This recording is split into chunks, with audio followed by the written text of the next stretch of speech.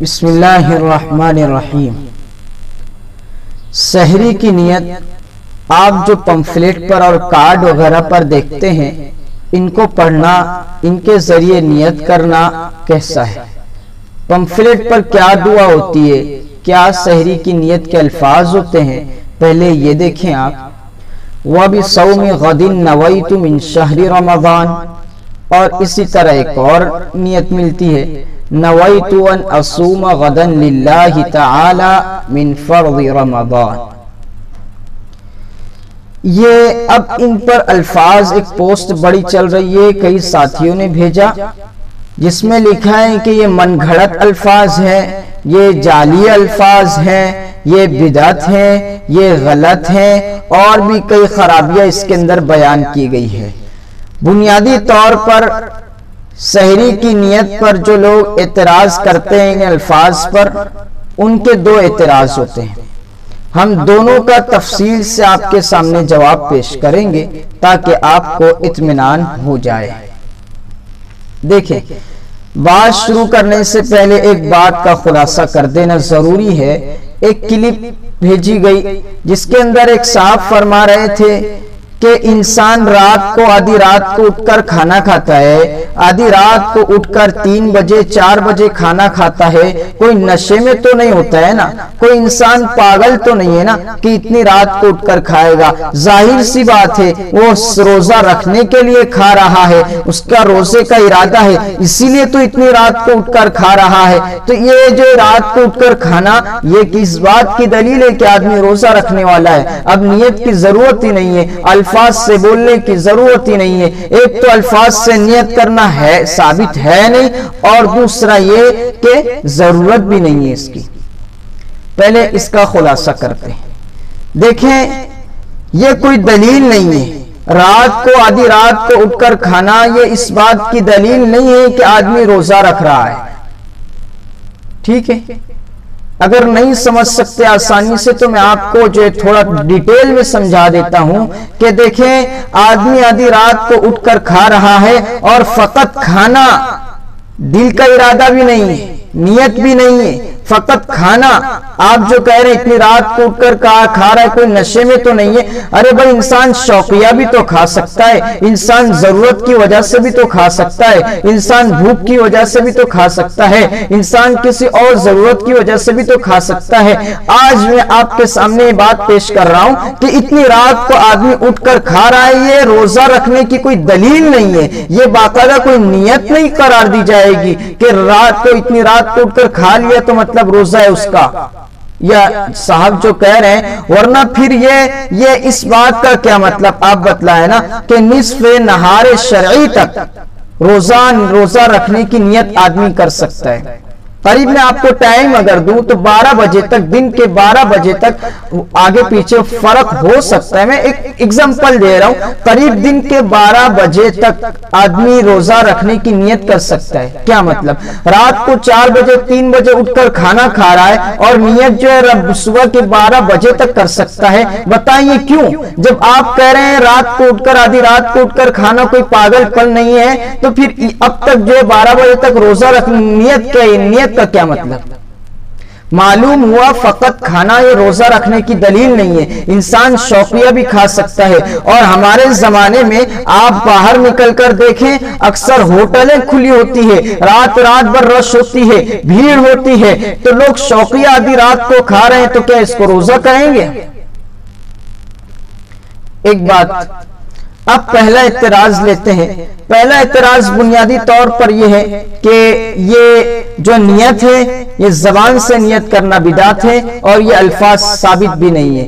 دیکھیں، زبان سے نیت کرنا اور ان الفاظ کے ذریعے نیت کرنا جو پمفلیٹ پر، کارڈ پر ہوتے ہیں، اللہ تعالیٰ کارڈ بنانے والوں، چھاپنے والوں، تقسیم کرنے والوں کو جزائے خیر دیں۔ یہ بڑا کارنامہ انجام دیتے ہیں رمضان کے اندر بہت اہم ضرورت ہوتی ہے رمضان کے سحری اور افطار کا ٹائم ٹیبل، یہ لوگوں تک پہنچا دیتے ہیں، بڑی آسانی ہوتی ہے اس سے۔ اب اس پر جو دعا ہوتی ہے، اس کو بدعت کہنا اور غلط کہنا، من گھڑت کہنا، جعلی کہنا، یہ بالکل درست نہیں ہے۔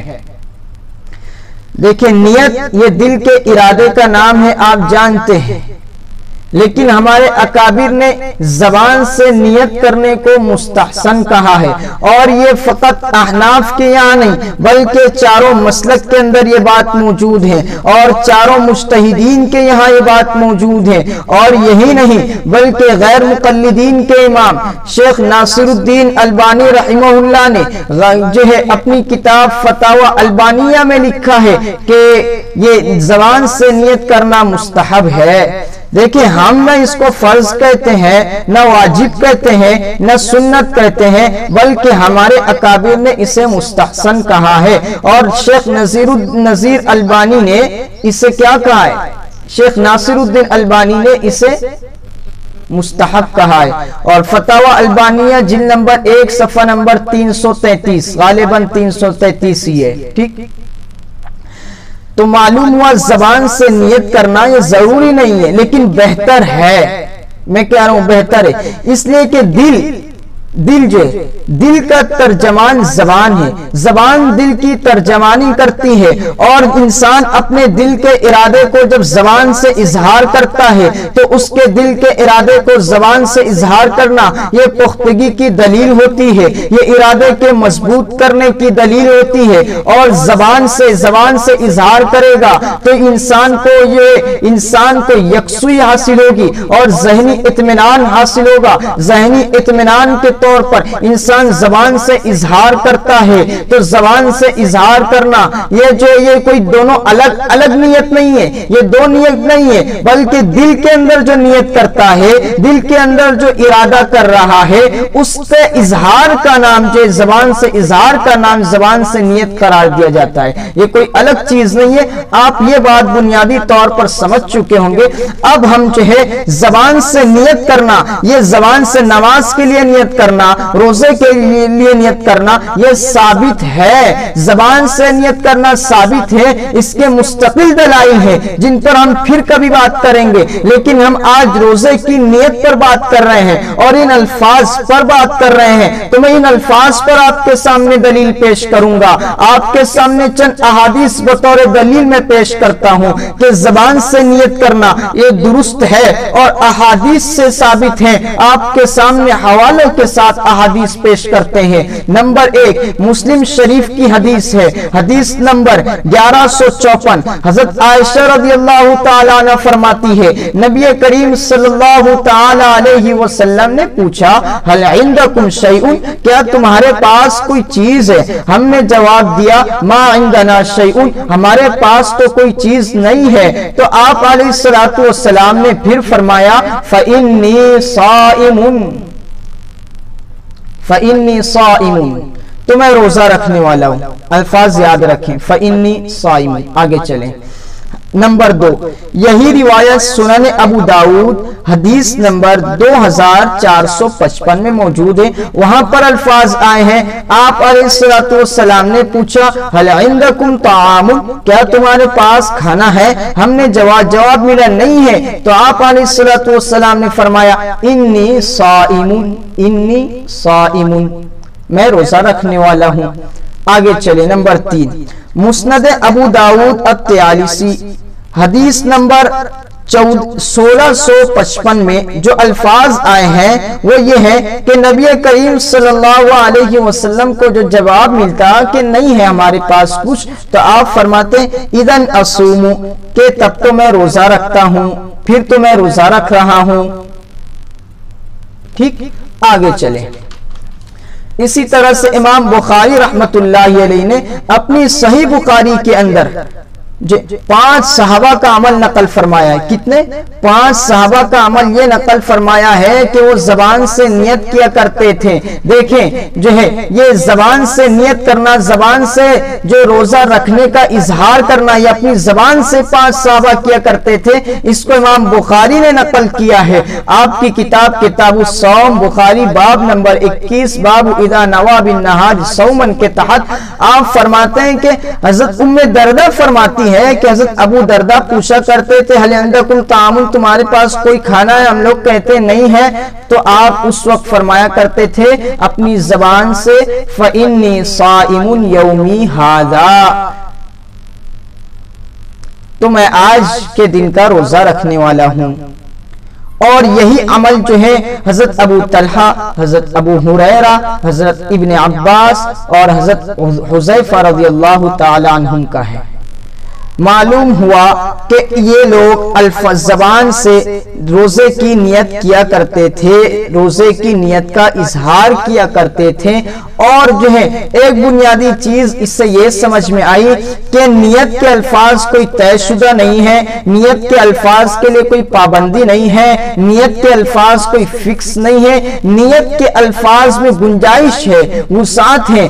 آپ چاہیں تو دیکھیں نبی کریم صلی اللہ علیہ وسلم سے 3 لفظ ملتے ہیں، فَإِنِّي صَائِمٌ، إِنِّي صَائِمٌ، إِذًا أَصُومُ۔ اسی طرح صحابہ کرام سے جو مختلف اور لفظ ملتا ہے دوسرا، فَإِنِّي صَائِمٌ يَوْمِي هَذَا۔ معلوم ہوا کہ لفظ کی پابندی نہیں ہے بلکہ لفظ میں گنجائش ہے، الفاظ میں گنجائش ہے، آپ کو اپنا اختیار ہے، آپ جن الفاظ میں نیت کرنا چاہیں نیت کر سکتے ہیں، لفظوں کی پابندی نہیں ہے، الفاظ کی پابندی نہیں ہے، آپ اپنی زبان میں کرنا چاہیں کر سکتے ہیں، آپ عربی زبان میں کرنا چاہیں کر سکتے ہیں، آپ ان الفاظ میں کرنا چاہیں تو بھی کر سکتے ہیں، ٹھیک ہے۔ اس سے معلوم ہوا زبان سے نیت کر سکتے ہیں، اور زبان سے نیت کرنے کے لیے کوئی الفاظ کی پابندی نہیں ہے، ان الفاظ سے بھی کر سکتے ہیں، اور پمفلیٹ میں جو چھپے الفاظ ہیں ان الفاظ سے بھی کر سکتے ہیں۔ آگے چلیں، دوسرا اعتراض اب یہاں پر ہم لیتے ہیں۔ دوسرے اعتراض کے بارے میں کہتے ہیں کہ جو الفاظ ہیں وہ بھی صوم غد نویت من شہر رمضان، اس طرح کے جو الفاظ ہیں اس کے اندر ٹیکنیکل خرابی ہے، اس کے اندر معنوی بگاڑ ہے۔ وہ کیا ہے ہم ان سے پوچھتے ہیں، تو یہ کہتے ہیں کہ غدن کا لفظ موجود ہے، اور غدن کے معنی ہوتے ہیں، غد کے معنی ہوتے ہیں آئندہ کل، متعین آنے والا کل، آج کے بعد جو دوسرا دن کل آتا ہے وہ کل مراد ہوتا ہے۔ تو یہ کہتے ہیں، اور طنز اور مزاح کے طور پر کہتے ہیں کہ روزہ تو آج کا رکھ رہے ہیں اور نیت کل کی کر رہے ہیں، تو یہ کہاں سے درست ہوا، اتنے بیوقوف کہاں سے بن گئے۔ آج ہم ان کے سامنے جو ہے تحقیق سے بتلاتے ہیں کہ بیوقوف کون ہے۔ غدن کے کیا معنی ہے؟ کیا غدن کا فکس ایک ہی معنی ہے یا غدن کا کوئی اور بھی معنی ہے؟ آپ اگر عربی ڈکشنری، عربی لغات اٹھا کر دیکھتے ہیں تو آپ کو مل جاتا کہ کئی معنی ہے، اور اگر آپ قرآن کو بغور پڑھ لیتے ہیں تو بھی آپ کو پتہ چل جاتا کہ کئی معنی ہے۔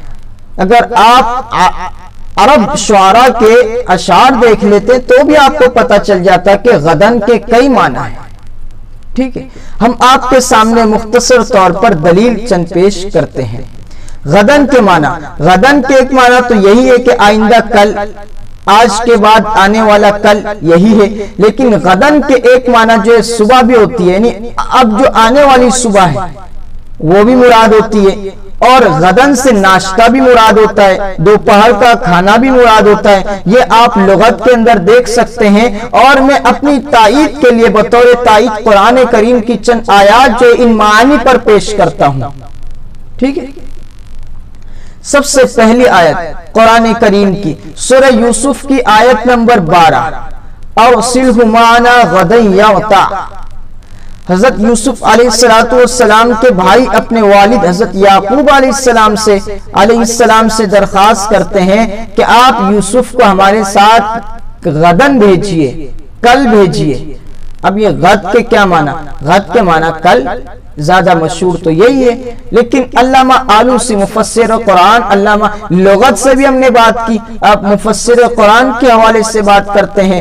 علامہ آلوسی بغدادی رحمت اللہ علیہ اس تفسیر روح المعانی میں اس آیت کے تحت لکھتے ہیں کہ غدن کے کیا معنی، تو آپ لکھتے ہیں وَهُوَ يُطْلَقُ عَلَى الْيَوْمِ الَّذِي يَلِي يَوْمَكَ۔ لفظ غد کا استعمال اس دن پر بھی ہوتا ہے جو آپ کے آگے ہے، یعنی آج کے بعد جو کل آ رہا ہے، متصل کل آ رہا ہے تو اس کو بھی غد کہتے ہیں، متعین کل اس کو بھی غد کہتے ہیں۔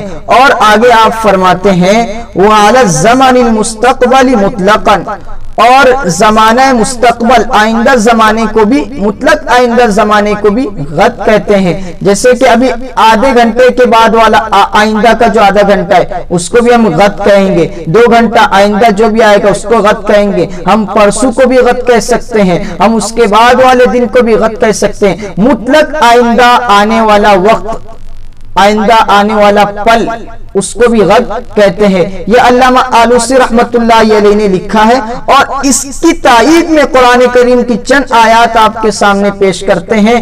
اس کی دلیل کے طور پر قرآن کریم کی آیت ہے سورہ لقمان آیت نمبر 34, وَمَا تَدْرِي نَفْسٌ مَاذَا تَكْسِبُ غَدًا. کسی بندے کو اللہ تعالیٰ فرماتے ہیں کسی بندے کو یہ نہیں پتا ہے کہ وہ آئندہ کیا کرے گا, وہ آئندہ کیا کرنے والا ہے, کسی کو نہیں پتا.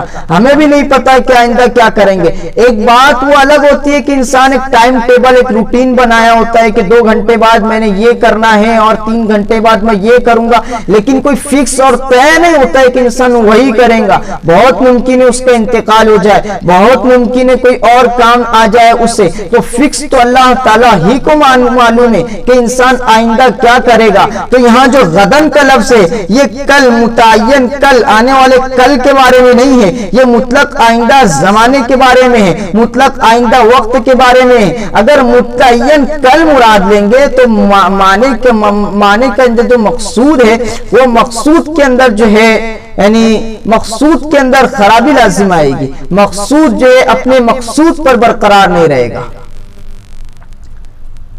سمجھ رہے, اس لیے کہ آئندہ کل سے کل مراد نہیں ہے. انسان کو پرسوں کے بارے میں پتا ہوتا ہے, ترسوں کے بارے میں پتا ہوتا ہے, آج کے دن 2 گھنٹے کے بعد کیا کرنے والا ہے پتا ہوتا ہے. ایسا نہیں ہے. مطلق اللہ آئندہ کیا کرے گا, 1 منٹ کے بعد اس کی موت آنے والی ہے اس کو پتا ہو, نہیں پتا ہے, کچھ نہیں پتا ہے. تو یہ کہہ رہے ہیں, تو یہاں پہ معلوم ہوا آیت کریمہ میں وَمَا تَدْرِي نَفْسٌ مَاذَا تَكْسِبُ غَدًا, مطلق آئندہ کا وقت مراد ہے کہ آئندہ انسان کیا کرنے والا ہے انسان کو پتا نہیں ہے. تو جو رمضان کی نیت ہے اس کے اندر بھی یہی معنی مراد ہے. متعین کل مراد نہیں ہے بلکہ آئندہ کا وقت مراد ہے کہ میں آئندہ آنے والے وقت میں جو صبح صادق سے یہ صبح سے لے کے شام تک کا جو وقت ہے میں اس کے اندر روزہ رکھ رہا ہوں,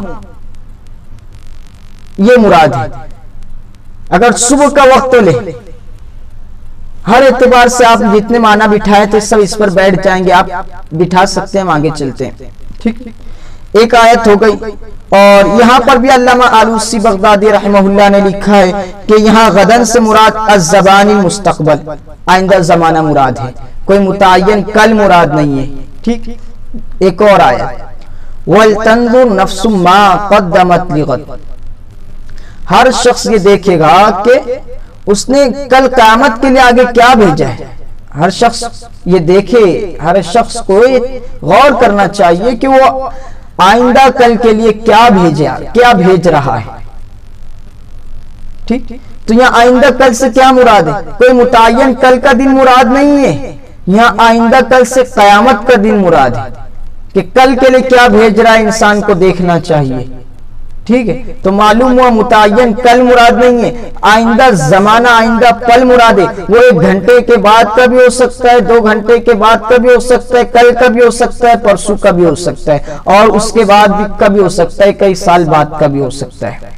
اسی طرح ایک اور آیت سورہ کہف آیت نمبر 23 وَلَا تَقُولَنَّ لِشَيْءٍ إِنِّي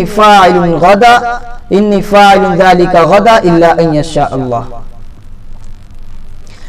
اس میں نبی کریم صلی اللہ علیہ وسلم کو اللہ تعالیٰ نے فرمایا کہ اے نبی علیہ السلام کسی بھی کام کے بارے میں نہ کہو کہ میں کل کر لوں گا, بلکہ کہو کہ انشاءاللہ کہو, اللہ نے چاہا تو کل کر لوں گا. تو یہ یہاں پر بھی اگر آئندہ کل متعین کل مراد لے تو مقصود میں خرابی لازم آئے گی, مقصود میں خرابی لازم آئے گی. اس لیے کہ اللہ تعالیٰ یہ نہیں کہہ رہے کہ متعین کل کی بات ہو تو انشاءاللہ کہو, نہیں, آئندہ کوئی بھی زمانہ, آئندہ آدھے گھنٹے کے بعد آپ کو کوئی کام کرنا ہے, آئندہ 2 گھنٹے کے بعد آپ کو کوئی کام کرنا ہے, تو آپ کہیں کہ انشاءاللہ میں 2 گھنٹے بعد یہ کروں گا. تو اس سے معلوم ہوا کہ یہ انی فاعل ذالک غدا, یہاں پر غدن سے کوئی متعین کل مراد نہیں ہے. آگے چلیں, ایک اور آیت سَيَعْلَمُونَ غَدًا مَنِ الْكَذَّابُ الْأَشِرُ، صالح علیہ السلام کے قصے کے تحت ہے۔ اللہ تعالیٰ ان کی قوم کے بارے میں فرما رہے ہیں کہ کل انہیں پتہ چل جائے گا کہ کون پرلے دردے کا جھوٹا اور شیخی باز ہے۔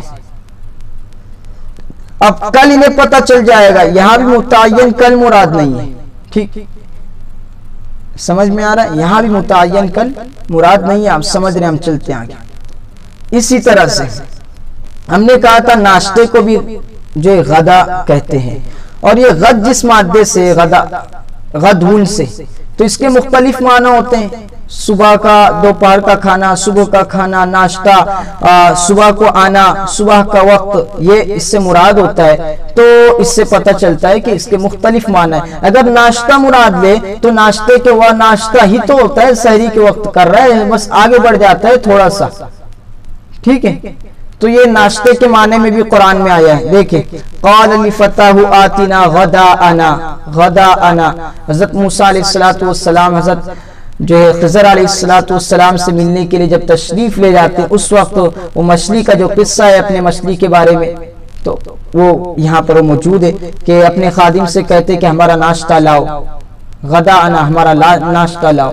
معلوم ہوا غدا کے کوئی ایک معنی فکس نہیں ہے۔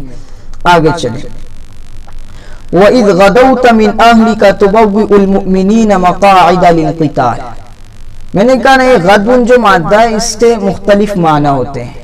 اب غدا لے، غدا لے، غدا ان لے، اور غدا یغدو فعل لے، تو یہاں پر فعل وَإِذْ غَدَوْتَ، یہ نبی کریم صلی اللہ علیہ وسلم کے بارے میں جنگ احد کا قصہ ہے۔ اللہ تعالیٰ فرماتے کہ پیغمبر جنگ احد کا وقت یاد کرو جب تم صبح کے وقت جو ہے اپنے ساتھیوں کے ساتھ نکلے تھے میدان جنگ کی طرف۔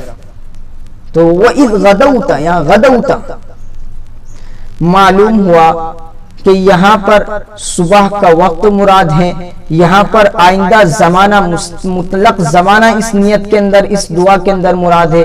ناشتہ بھی آپ مراد لے سکتے ہیں، تو اس کے اندر کوئی ٹیکنیکل خرابی نہیں ہے، کوئی معنوی بگاڑ نہیں ہے، کوئی معنوی خرابی نہیں ہے۔ اگر کوئی شخص ان الفاظ کے ذریعے اپنے روزے کی نیت کرتا ہے تو نیت درست ہو جائے گی، کوئی حرج نہیں ہے۔ اللہ تبارک و تعالی ہمیں صراط مستقیم پر چلنے کی توفیق عطا فرمائے۔ وآخر دعوانا ان الحمد للہ رب العالمین۔